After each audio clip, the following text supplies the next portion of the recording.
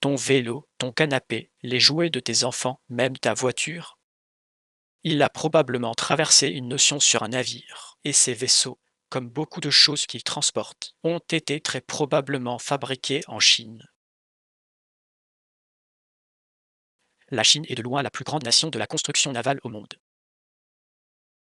Ils ont l'acier, l'aluminium, les pièces, les composants, l'ensemble final. La Chine possède cette infrastructure. Environ 34% de tous les bateaux actuellement sur l'eau ont été fabriqués en Chine.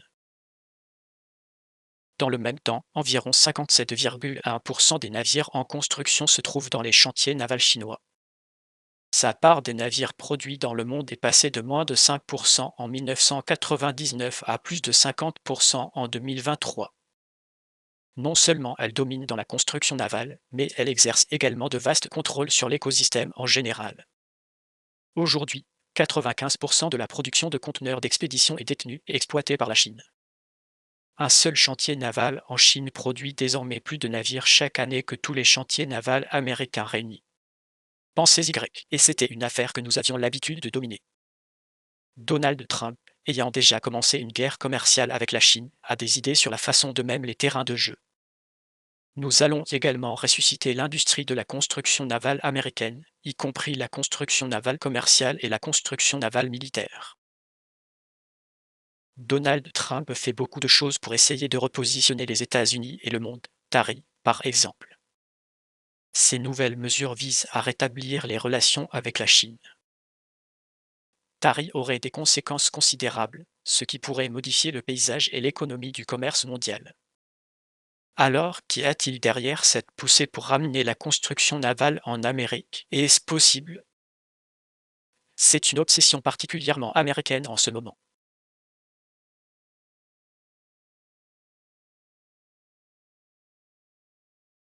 Il était une fois, les États-Unis étaient la force prédominante dans la construction navale.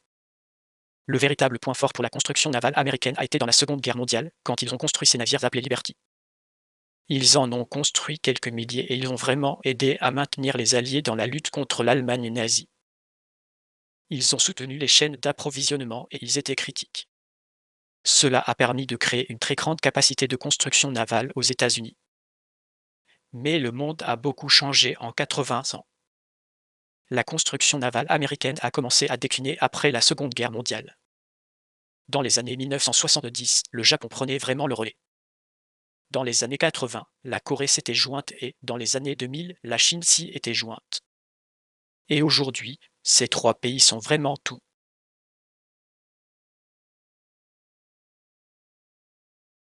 La Chine a lentement bâti sur cette puissance et cette construction navale au fil des ans. Mais c'est seulement ces dernières années qu'il est dépassé. La Corée du Sud et le Japon sont les premiers pays du monde en matière de construction navale. Dans les années 2000, la Chine a adhéré à l'OMC et à partir de là, vous pouvez voir l'économie croître. Il a généré beaucoup de demandes pour les navires. Dans le plan décennal de Beijing, il est en fait sorti avec une vision de croissance de la Chine et de l'industrie de la construction navale. Donc cela a vraiment jeté les bases et concentré pour son secteur manufacturier. Et l'industrie manufacturière mondiale de vraiment se rallier à cette vision de créer une industrie de la construction navale compétitive au niveau mondial. Compte tenu de la taille de l'échelle de la façon dont la Chine fabrique, cela était logique. Ils étaient déjà très bons dans la fabrication lourde de choses comme les poutres en acier et les barres. Il a une économie intérieure vraiment forte qui est orientée vers l'exportation. Dans le même temps, la Chine a une très haute compétence, très instruite. Et ce sont les mains que vous devez construire des navires vraiment sophistiqués. Le gouvernement a ensuite aidé à soutenir la construction navale en tant que secteur stratégique pour qu'elle s'installe, en essayant de passer de la fabrication de bas à des produits de plus en plus sophistiqués.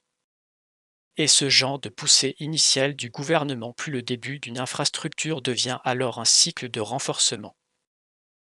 Plus vous créez des vaisseaux, moins chacun est cher.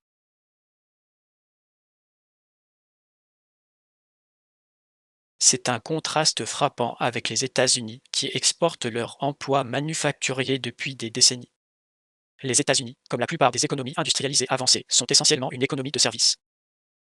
La fabrication aux États-Unis n'est actuellement qu'à 8% de l'emploi total. Un porte-conteneurs construit en Chine est quelque part dans l'ordre de 55 millions, et les estimations pour un navire comparable construit aux États-Unis sont plus de 330 millions de dollars. Cette différence de prix explique l'énorme disparité dans la production des navires. Entre 2020 et 2022, la Chine comptait plus de 4000 grands navires océaniques sur les carnets de commande, alors que les États-Unis n'en avaient que 12. En 2024, les États-Unis ont construit 0,01% des navires commerciaux mondiaux. Le Centre d'études stratégiques et internationales a signalé qu'un constructeur de navires d'État chinois construit plus de navires commerciaux par tange l'an dernier que l'ensemble de l'industrie navale américaine construite depuis la fin de la Seconde Guerre mondiale. Le problème avec la construction navale, c'est que c'est très intensif en capital, c'est très exigeant en main-d'œuvre, ça nécessite une infrastructure complète de soutien. Donc si vous voulez passer à la production à grande échelle de navires très chers, très sophistiqués, ensuite, elles sont généralement accompagnées de subventions importantes. Et c'est là que le gouvernement centralisé de la Chine peut vraiment prospérer. Entre 2010 et 2018, le large soutien du gouvernement chinois à la construction navale a totalisé 132 milliards de dollars.